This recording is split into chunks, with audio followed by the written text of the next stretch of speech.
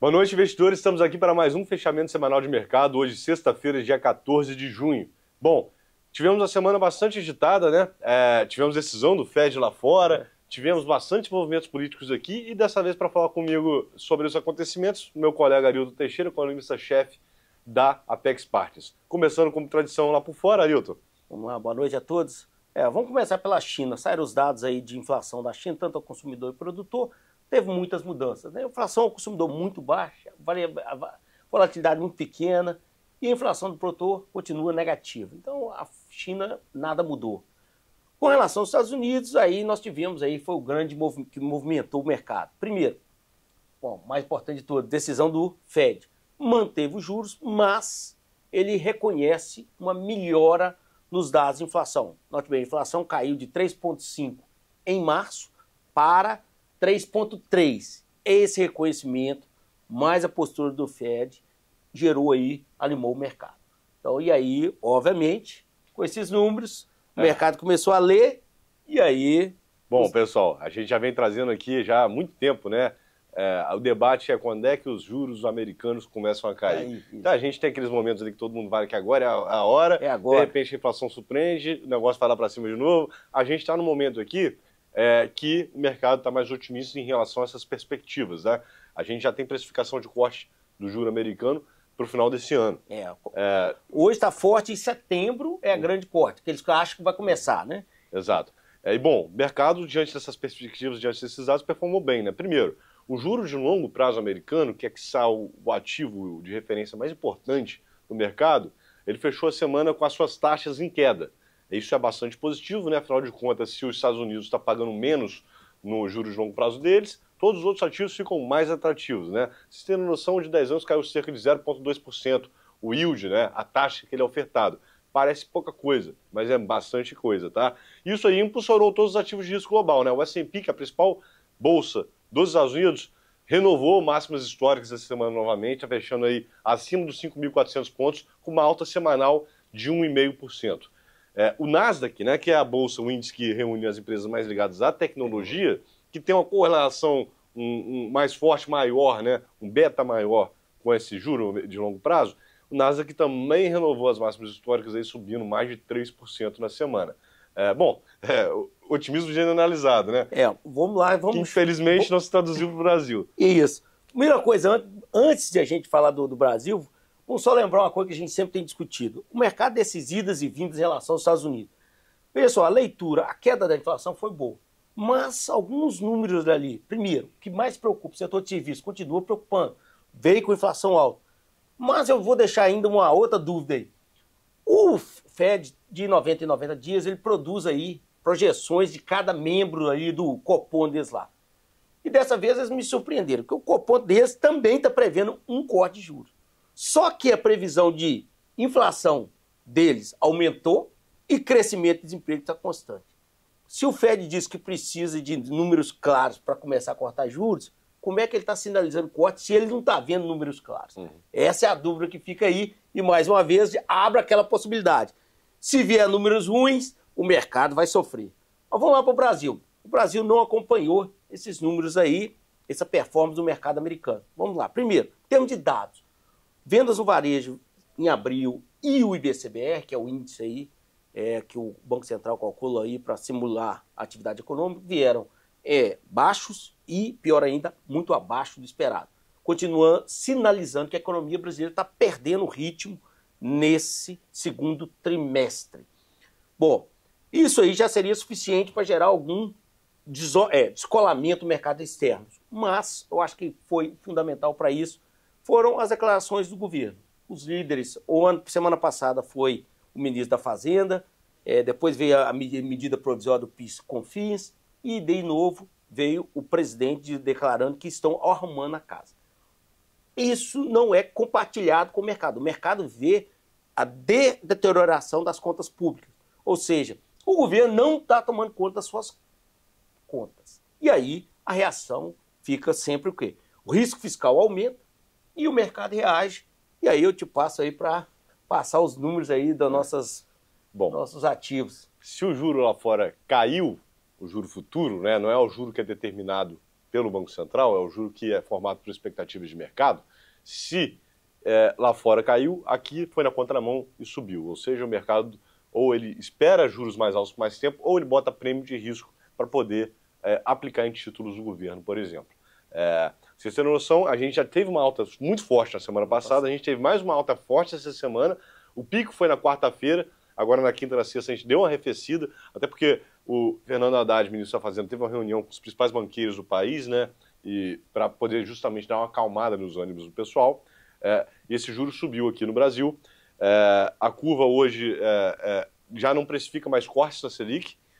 Ou seja, que tinha uma pequena barriguinha, ela acabou, ela inverteu, ela subiu. Né? Exatamente. E se os juros aqui, o cenário se deteriora, o governo impõe uma agenda de aumento tributário num ambiente que o juro está subindo, as empresas, obviamente, perspectivas delas se tornarem menos lucrativas, elas sofrem. Né? O Bovespa também está sofrendo já faz uns belos 2 meses. Essa semana não foi diferente, está caindo aí na cerca de 0,9%.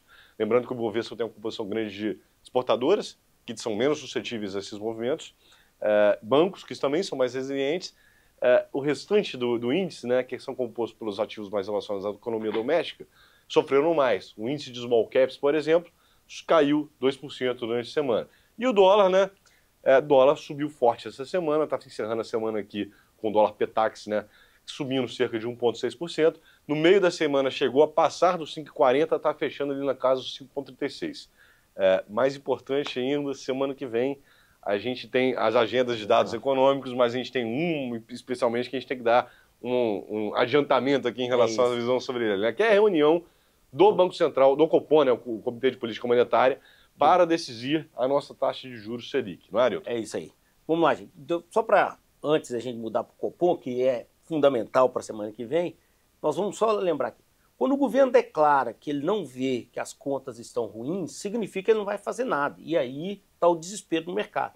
Por um lado, o governo está aumentando a taxação, reduzindo a lucratividade. Por outro, a dívida brasileira, a dívida do governo está aumentando muito. O mercado fica desesperado e é isso que essa reação está acontecendo. É necessário que o governo veja o erro para que ele faça alguma correção. Aparentemente, essas reuniões de agora estão começando o governo a sinalizar que vai cortar gastos. Vamos aguardar. Vamos para o Copom. O Copom está sob pressão. Por quê? Esse descontrole das contas públicas tem puxado os juros para cima devido ao risco. Mais ainda, excesso de gastos tem gerado o quê? Saiu aí o IPCA essa semana. O IPCA nosso, que vinha caindo nos dados anuais, ele inverteu. Ele passou de 3,69 para 3,93. Uma sinalização ruim, também porque mostra que a pressão, o excesso de gastos está gerando efeitos sobre a economia.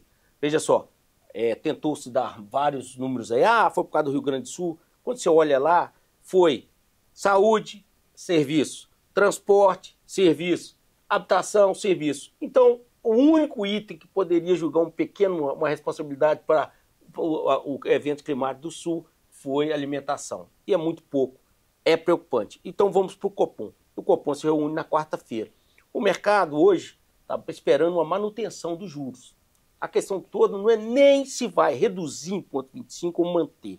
A questão é como vai ser a votação dos membros. Se a gente lembrar, a última vez que começou a bagunça foi quando o Copom reduziu em 0,25 com 5 votos. E 4 votos queriam reduzir meio. 5-4 é problema? Não.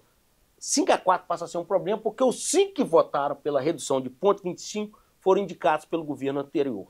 Os 4 que votaram por meio foram indicados por esse governo atual. Isso está sinalizando que o quê? Que na próxima indicação do governo atual, que ele vai ter 5 votos, o Copom pode ser mais tolerante com a inflação. E aí gerando todas as incertezas. O juro sobe, o dólar dispara, e é isso que nós estamos vivendo. Então, é quarta-feira. No entanto, é a redução em si ou não redução. É a votação e o comunicado que vai ser feito. Resumindo, não importa se vem manutenção dos juros nos patamares atuais ou se vem um corte de 0,25. O que importa é se todos os membros votantes estão alinhados em relação à decisão técnica para que o mandato do Banco Central de convergência da inflação para a meta seja cumprido. Se a decisão vem da maneira como veio há 45 dias atrás, dividida exatamente entre as indicações, é uma sinalização forte de que a nova composição que assume a partir do ano que vem a partir de janeiro do ano que vem? A partir de janeiro do ano que vem no Copom, pode ser um Banco Central mais suscetível, principalmente, a pressões políticas para trazer esse juro para patamares menores, sem que necessariamente a gente tenha fundamentos para tal. Lembrando que o governo controla a taxa Selic, a taxa de juros de curto prazo. Ela tem sim uma influência na formação dos juros de longo prazo, mas para um juros de longo prazo estrutural convergir para baixo, e ele que onde, no final das contas, as empresas financiam suas novas emissões de dívida, para ele jogar para baixo, o que você precisa ter é confiança e fundamento para tal. Fundamento macroeconômico para tal. Exato.